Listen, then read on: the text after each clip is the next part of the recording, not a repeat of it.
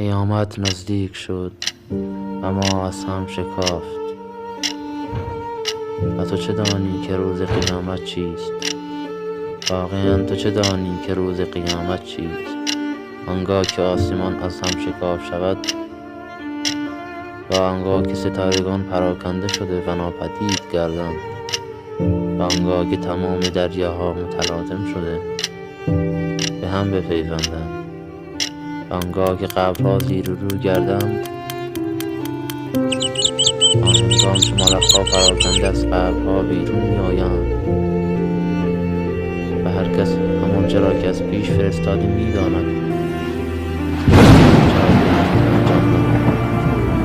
به راستی برای آنها اخباری آمد تا از گناه بازشان دارد.